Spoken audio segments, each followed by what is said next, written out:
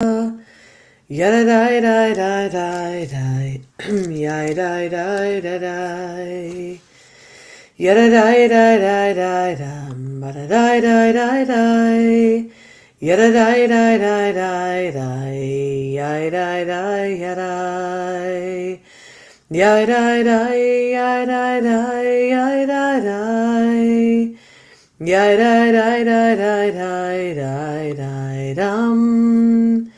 Yai dai dai, yai dai dai dai, yai dai dai dai dai dai, yai dum. Yaba ba ya ya ya ya, yada dai dai dai dai, yada dai dai dai dai dai, yai dai dai yada. Yada dai dai dai dai dai, yada dai dai dai dai.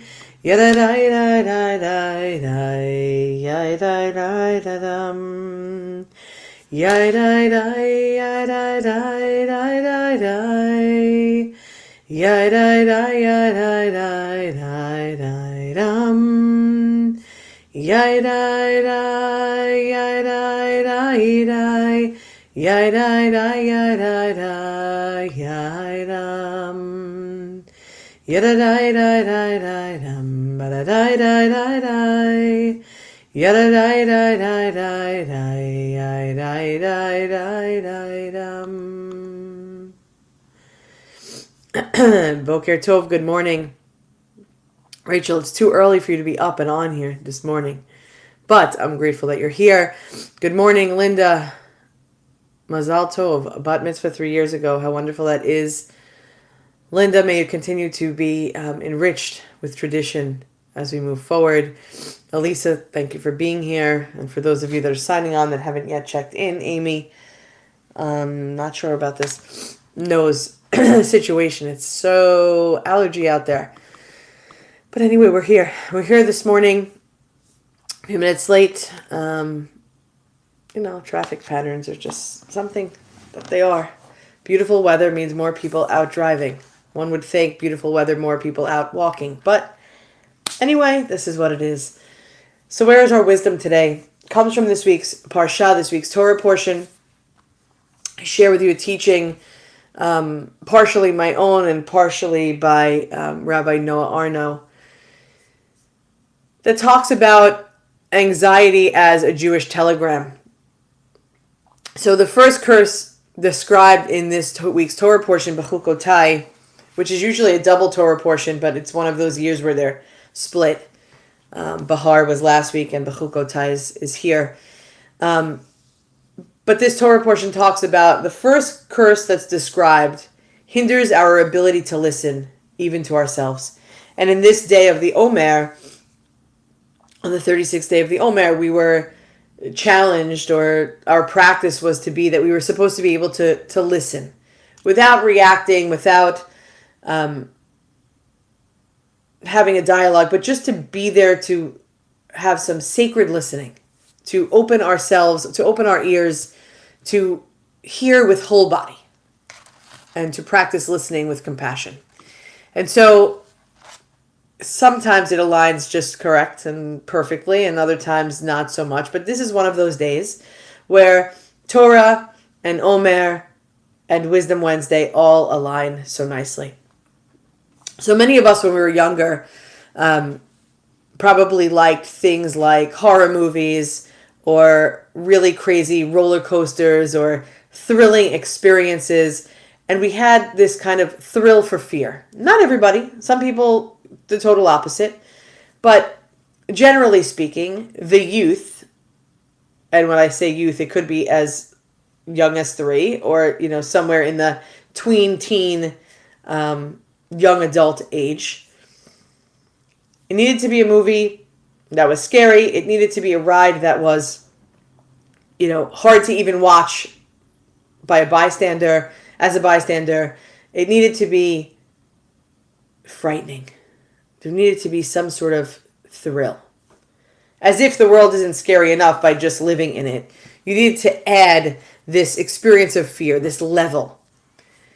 Many of us now, as adults, would rather a movie with a happy ending. Something comedic. A ride like It's a Small World in Disney, where you know that when you get on it, it's not going to move more than, 1 mile an hour, and you're going to get off and you're going to say, wow, that was great. So in this week's Torah portion, we approach these horrible curses and punishments. It's laid out in such a way that says, if you do this, this is your punishment. It's kind of like living life, right? If you do this, everything comes with a consequence, a reaction. But the difference in Torah is, if we do this, God will reward us collectively. And if we follow the commandments and we do the way that we're supposed to, all is good in the world for everyone.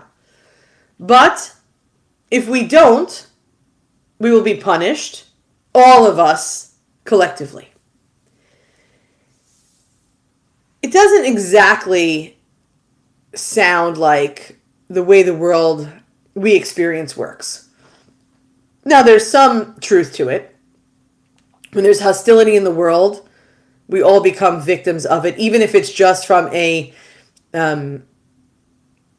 listening or experience or bystander, watcher.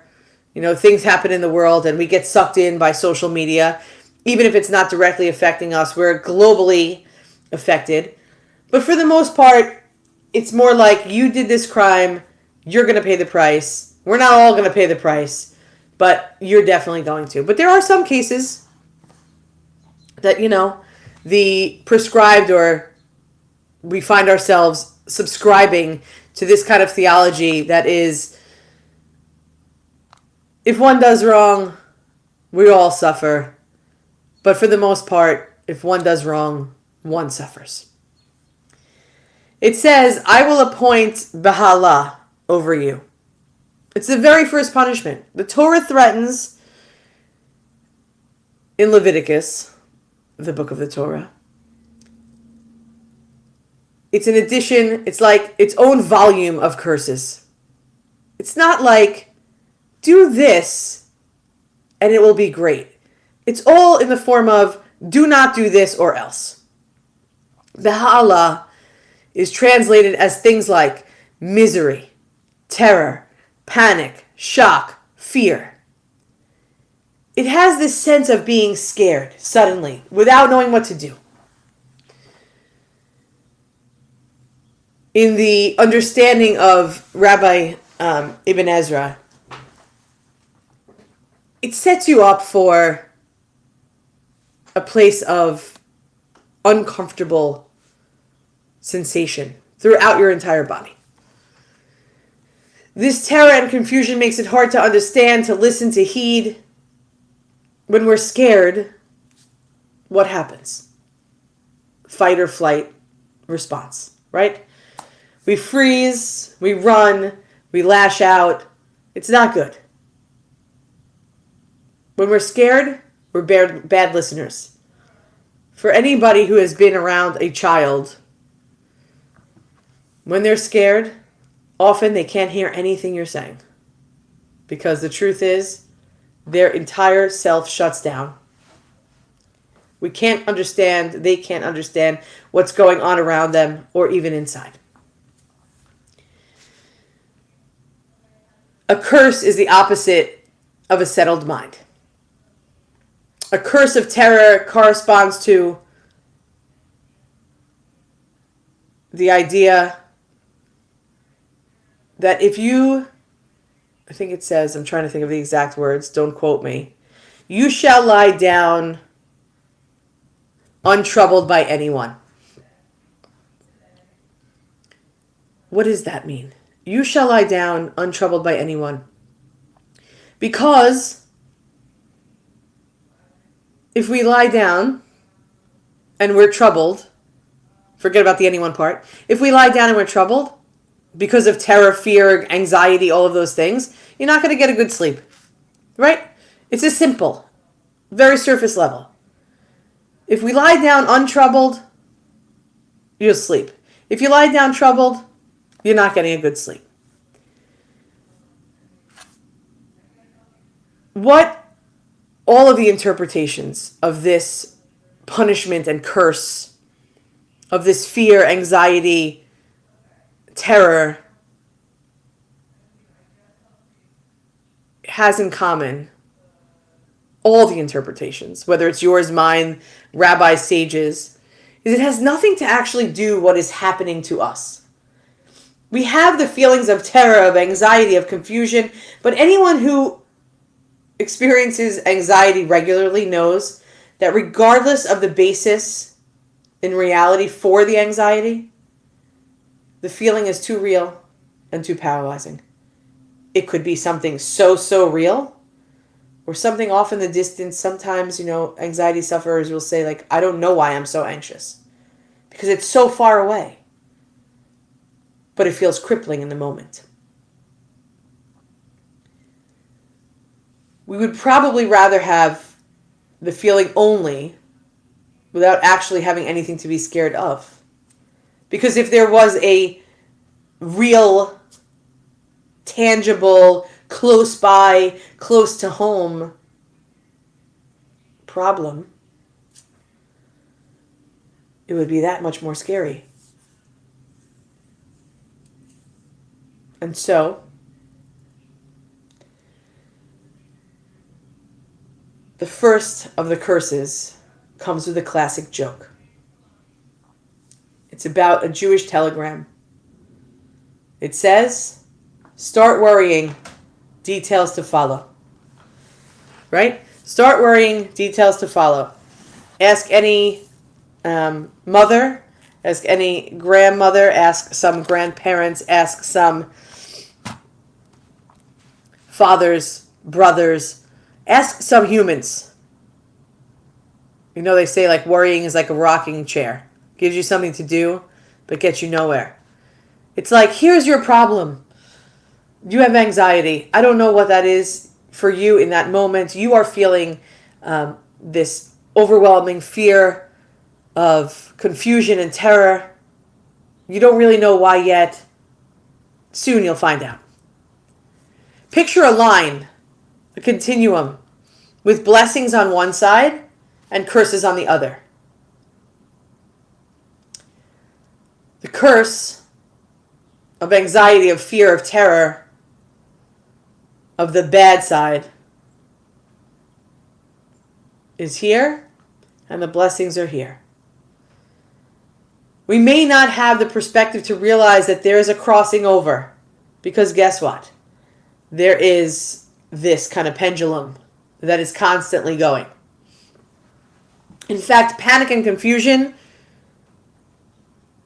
is often misinterpreted and misunderstood as a blessing. The impatience we have with everything, the day, the experiences, the drama, the unfolding of everything that happens in our lives,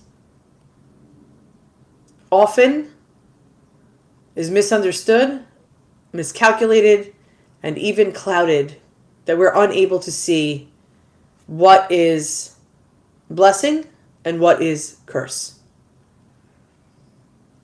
As we move through life faster and faster and faster, because we can't do anything slow, because we need to do more and more and more and more,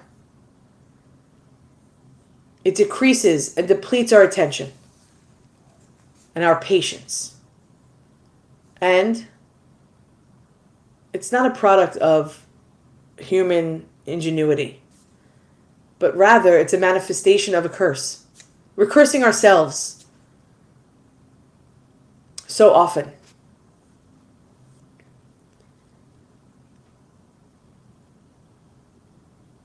What I think we need to do, and it's easier said than done, is to start to listen to ourselves. So often in life, we're distracted, unable to pay attention to anything. We flit from task to task, window to window, screen to screen. We are unloading the dishwasher, and then we hear the dryer go, and the doorbell rings, and then you come back in the kitchen, and you're like, what was I doing? Because our minds are everywhere and nowhere. Our confusion, our anxiety, our impatience, our inability to focus, and we all have this, is a warning. It's the canary in the coal mine. It's the first indication that something is not quite right. It's something about that pendulum that we feel like we have it under control, and yet we feel like we're falling apart at the same time. The drift and the momentum continues to push us further onward toward the next curse, because we're doing it to ourselves sometimes. Maybe with some effort, some focus, some attention, some sacred listening, some slowing down, individually and collectively, we can start moving from that place of curse, that place of anxiety, fear, terror, impatience. We can start swinging, start moving to the other direction, towards blessing. Maybe we can remember the words of Psalm 36 that says on Chesed Sheva Yesod, on day 36, how essential is the flow of divine love. Here we take refuge, for with you is the source of life. In your light do we see light. Take some time today to listen to yourself, to listen to the needs of your own body. Listening, sacred listening. Sacred listening. We are one human family, one heart of abundant love. We love you. And guess what? I'll see you tonight at 9:30. Have a great day, everyone. Of course, that's your favorite ride, Rachel. Why am I not surprised by this? Bonnie, good morning.